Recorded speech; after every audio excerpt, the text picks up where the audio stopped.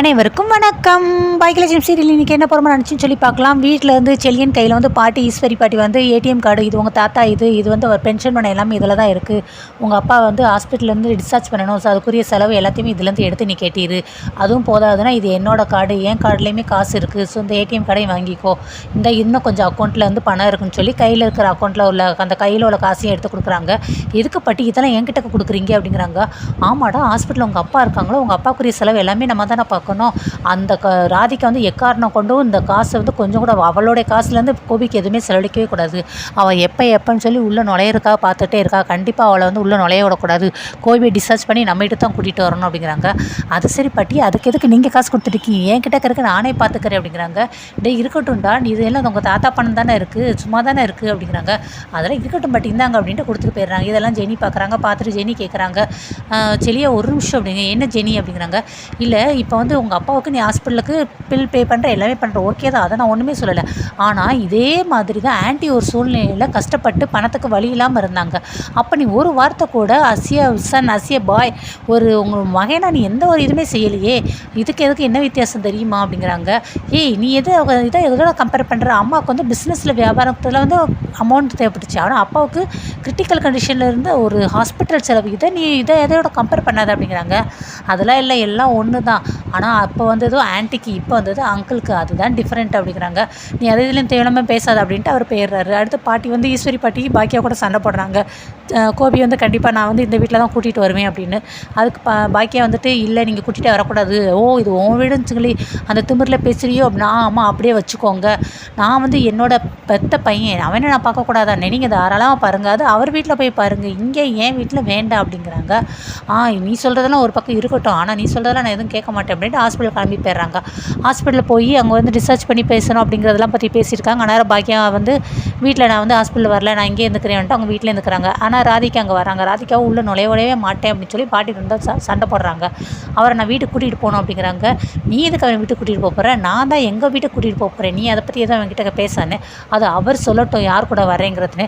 அப்போ கோபி என் கூட வரேன்னு சொன்னால் நீ பேசாமல் அமைதியாக போயிடுவதானே, எதுவும் வம்பிழுக்க மாட்டேல அப்படிங்கிறாங்க. அவர் சொல்லட்டும் அப்படின்ட்டு ராதிகா சொல்கிறாங்க. ஆமாம், நீ போய் பேசிப்பாரு, நீ எவ்வளோ தான் பேசினாலும் அவன்லாம் அது எதுவும் கண்டுக்கிட மாட்டேன், என் கூட தான் வருவான் என் பையன் அப்படிங்கிறாங்க. அதனால் இவங்க உள்ளே போய் பேசுகிறாங்க. என்னால் உங்களுக்கு இனிமேல் எந்த பிரச்சனையும் வராது, நான் ஃபோன் எடுக்காமல் விட்டதுக்கு காரணமே திருப்பி நம்ம ரெண்டு பேருக்கும் சண்டை வரக்கூடாது அப்படிங்கிறதுக்காக தான் நான் ஃபோன் எடுக்கலை. இனிமேல் உங்களை நான் ரொம்ப நல்லா பார்த்துக்கிடுவேன், சாப்பாடு எல்லாமே கரெக்டான டயத்துக்கு கரெக்டாக எல்லாமே நான் கொடுப்பேன், என்னால் முடிஞ்ச வரைக்கும் கண்டிப்பாக உங்களை நல்லா பார்த்துக்கிடுவேன், நீங்கள் வாங்க நம்ம வீட்டுக்கு போகலாம் அப்படின்ட்டு ராதிகா கேட்குறாங்க. இன்னும் நீ என்ன அவங்ககிட்டே பேசிகிட்டே இருக்க, நீ போய் வெளியில் போய் நில்லு அப்படின்னு பாட்டி வந்து ஈஸ்வரி பாட்டி வந்து ராதிகா வந்து பஞ்சு வெளியே அனுப்பிடுறாங்க. அப்போ இனியா செலியன் பாட்டி எல்லாருமே 3 பேருமே நீ நம்ம வீட்டுக்கு வந்திருப்பான், உன்னை நான் நல்லா பார்த்துக்கிறேன், உங்கள் அப்பா தான் எனக்கு இல்லைன்னு ஆகிப்போயிட்டாங்க, அதுக்கடுத்து நான் ஒருத்தி தான் இருக்கேன், அவங்க அப்பாவுக்கு அடுத்து நான் தான் சாக போகிறேன், நான் சாகிற காலத்தில் கொஞ்சமாக சந்தோஷமாக இருந்துட்டு போயிடுறேன், நீ நம்ம வீட்டுக்கு வா, உன்னை நான் நல்லா பார்த்துக்கிறேன், அந்த பிசாசு கூட நீ எப்படி தான் இத்தனை நாள் குடும்பம் நடத்தினியோ, போய் இவளுக்காகவா நீ எங்களெல்லாம் விட்டுட்டு போனேன், எப்படா அவளை பிடிச்சிச்சு உனக்கு அப்படி இப்படின்னு சொல்லியிருந்துங்கிறாங்க. இனியாவும் ப்ளீஸ் டாடி எங்கள் கூட வாங்க, நீங்கள் லைஃப் லாங்க வாங்கினா நான் சொல்லலை, கொஞ்ச நாளைக்கு வந்து எங்கள் கூட இருங்க டாடி, சும்மா உங்கள்கிட்ட போய் பார்க்குறதுக்கு அடுத்த ஆள்கிட்டக்கெல்லாம் நான் போய் பெர்மிஷன் கேட்டுட்டு இருக்க முடியாது, நல்லாவே இல்லை, உங்ககிட்ட பேசினா கூட யாரோ ஒருத்தவங்கிட்ட நான் பெர்மிஷன் கேட்டு பேச வேண்டியது இருக்குது, ப்ளீஸ் டாடி எங்கள் கூட வந்து கொஞ்ச நாள் இருங்க டாடி அப்படின்னு சொல்லி இனியாவும் சொல்கிறாங்க. செலியனும் பாட்டி சொல்கிறதான் கேளுங்களேன் டாடி, நம்ம வீட்டுக்கு வாங்கப்பா அப்படின்னு சொல்லி செலியனும் கூப்பிட்றாரு. இல்லைடா, அது வந்து நான் அங்கே வந்து இருந்தால் அது சரிப்பட்டு வராதுலடனே, அதெல்லாம் ஒன்றும் ஆகாது, நீங்கள் வாங்க அப்படிங்கிறாங்க. அடுத்து வெளியில் போகிறாங்க. நர்ஸின் இவ்வளோ நேரம் இல்லை சண்டை போட்டுகிட்டே இருக்கீங்க, டாக்டர் வந்து என்ன தான் வைவாங்க அப்படிங்கிறாங்க. ஈஸ்வரி பாட்டி வந்து சும்மா ஏமா இதே சொன்னது டைலாக சொல்லிக்கிட்டே இருக்காதம்மா, அதெல்லாம் நாங்கள் பார்த்துக்குறோம், நான் என் பையன் உயிரை பற்றி நான் பேசிக்கிட்டு இருக்கேன், எங்கள் உயிருக்காக நான் போராடிக்கிட்டு இருக்கேன், நீ போய் வேலையை பாருமா அப்படிங்கிறாங்க. சரி, இதுக்கெல்லாம் திருத்தவே முடியாது அப்படின்னு நர்ஸும் போயிடுறாங்க. நெக்ஸ்ட்டு எலியில் வந்து சண்டை போடுறத பார்த்துக்கிட்டே இருக்காரு. அதுக்கடுத்து பாக்கியா ஃபோன் போடுறாங்க. அந்த ஆளை நீங்கள் டிஸ்சார்ஜ் பண்ணிட்டாங்கன்னு. அம்மா இப்போ அதுக்கு என்னடான்னு, இல்லைம்மா டிஸ்சார்ஜ் பண்ணிவிட்டு அந்த ஆளை வந்து நம்ம வீட்டை கூட்டிகிட்டு வரதை இங்கே பாட்டி பேசிகிட்டு இருக்காங்க, உனக்கு தெரியுமா அப்படின்னு. இங்கே வீட்டிலே சொன்னாங்க, நான் அது முடியாதுன்னு சொல்லிட்டேனேன்னு, ஆனால் எங்கள் பாட்டி இந்த ராதிகா கூட வந்து சண்டை போட்டுட்ருக்காங்க அவனு.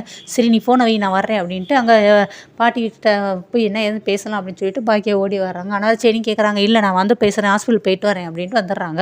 நீ என்ன இங்கே, நீ தான் ஹாஸ்பிட்டலுக்கு வரமாட்டேன்னு சொன்னி அப்படின்ட்டு பாக்கியா பார்த்து கேட்குறாங்க. ஆமாம் சொன்னேன், அத்தை அப்படிங்கிறாங்க. ஓ இவன் தான் உனக்கு ஃபோன் போட்டு வர சொன்னானா? சரி நீ வந்தது நல்லதுதான், நம்ம கோபியை கூட்டிட்டு நம்ம வீட்டுக்கு போயிடலாம் அப்படிங்கிறாங்க. நான் தான் அவர் இங்கே கூட்டிகிட்டு வரக்கூடாதுன்னு வீட்டிலே சொன்னேனே அத்தம்னே, நானும் வீட்டிலே சொன்னேனே கோபி என் கூட தான் இருப்பான்னு சொல்லினேன். அத்தை நீங்கள் தேவையில்லாத வேலையை பார்க்குறீங்க அத்தை, அவங்க போகிறது வந்து அவங்க ஒய்ஃப் இந்த இருக்காங்க, அவங்க வீட்டுக்கு கூட்டிகிட்டு போயிட்டு அவங்க போய் பார்த்துக்கறட்டும் அப்படிங்கிறாங்க.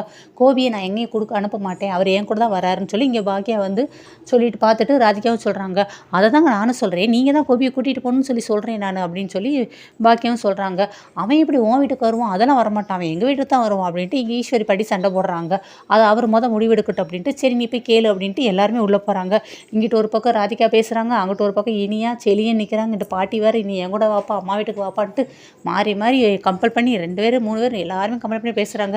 ப்ளீஸ் ப்ளீஸ் ப்ளீஸ் எல்லாரும் 1 நிமிஷம் 5 நிமிஷம் பொறுமையாக இருங்க அப்படின்ட்டு அவர் யோசிச்சுட்டே இருந்துட்டு பாட்டி கையை பிடிச்சிட்டு நான் அம்மா கூட போகிறேன் வீட்டுக்கு அப்படின்னு சொல்லிடுறாரு.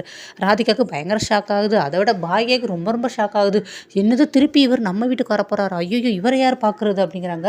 எழிலும் சொல்கிறாரு, நீங்கள் விட்டுட்டு எனக்கு ஏன் போயிடுவீங்கடா, நீங்கள் தான்டா தேவையில்லாத வேலையை பேசுகிறீங்க அப்படின்ட்டு எழில் வேறு கோபி அங்கே வரக்கூடாது அப்படின்னு சொல்லிட்டு இனியாக்கும் ஜெனியும் சொல்கிறாங்க. நீங்கள் விட்டுட்டு நீங்களாட்டி போயிடுவீங்க, அடுத்து எங்கள் அம்மா தான் அவருக்கு உட்காந்து வேலை பார்த்துட்டு இருக்கணும், எங்கள் அம்மாவுக்கு என்ன தலையில் அந்த ஆளுக்குலாம் போய் வேலை பார்க்கணுன்னு, அந்த ஆளுக்கு போடுறதா வந்து அவர் வீட்டுக்காரி அவங்களோட ஒய்ஃப் வீட்டுக்கு போட்டோம் அப்படின்னு சொல்லி பேசுகிறாங்க. ஆனால் கோபி கடைசி அவங்க அம்மா கூட போவேன்னு சொல்லி முடிவெடுத்துட்டாரு.